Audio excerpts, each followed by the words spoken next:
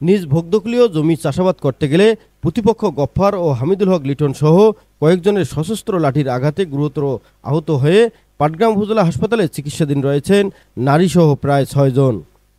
গত ২৪ ফেব্রুয়ারি বিকেলে লালমিনহাটের পাটগ্রাম উপজেলার বাউড়া ইউনিয়নের জমগ্রাম এলাকায় আলিম আল জাকির বসুনিয়া তার নিজ ভোগদখলীয় জমিতে হাল চাষ করতে গেলে প্রতিপক্ষ গফফার আহমেদুল হক বসুনিয়া লিটন সহ তার দলবল সেখানে উপস্থিত হয়ে হাল চাষ করতে বাধা দেয়। এ সময় উভয় পক্ষের মধ্যে সংঘর্ষ হলে গুরুতর আহত হন নারীসহ প্রায় ৬ জন।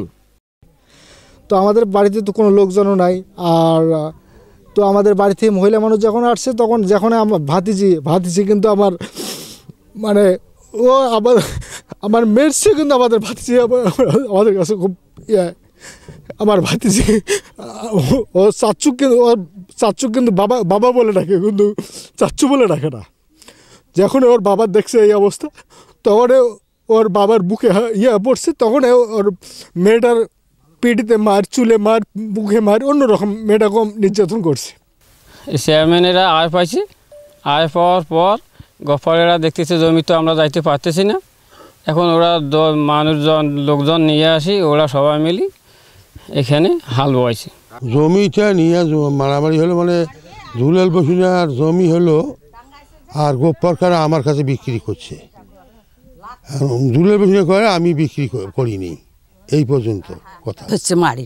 মারি যাচ্ছে, তখন আমি নামছি, আমি নামিয়ে আমার পাঞ্জা করে ধরিয়ে ওরে দেখিতে নাকি মুখে রক্ত বেড়াইছে, তখন আমি ধেড়ে এই রাস্তা ওঠাছি। তবে প্রতিপক্ষ গফফারের অভিযোগ তাদের খরিদ করা জমিতে জোরপূর্বক চাষাবাদ করতে যান আলিম আল জাকিরের লোকজন। পরে গফফারের বাড়িতে আগুন লাগানো হয়েছে।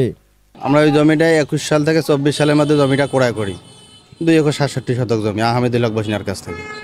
কেনার পরে আমরা জানতে পারি যে এইটা নিয়ে একটু বসাবসি হয়েছিল থানায় বসাবসি হওয়ার পরে ওনারা একটা ওসিয়ত দেখাইছে।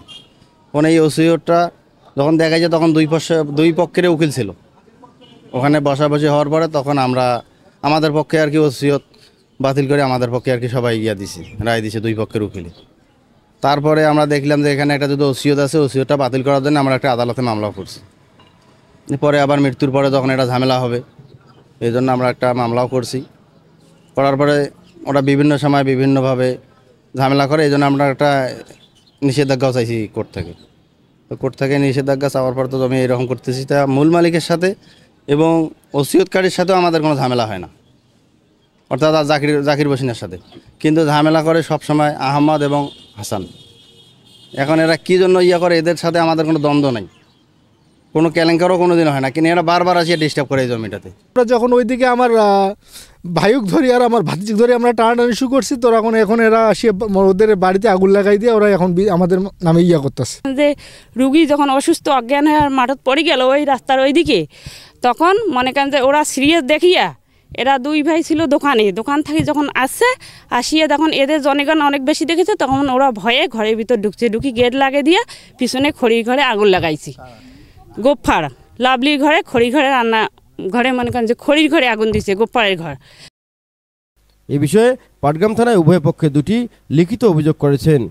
তবে আলিম আল জাকিরের পক্ষ থেকে অভিযোগ করে বলেন, অবস্থার বেগতিক দেখে প্রতিপক্ষ নিজ বাড়িতে আগুন লাগিয়ে দিয়ে আলিম আল জাকির বসুনিয়াদেরকে ফাঁসানোর চেষ্টা করেন বিবাদী আহমেদুল হক বসুনিয়া ও গফফার গং। M A Rahim, news channel 24, news desk.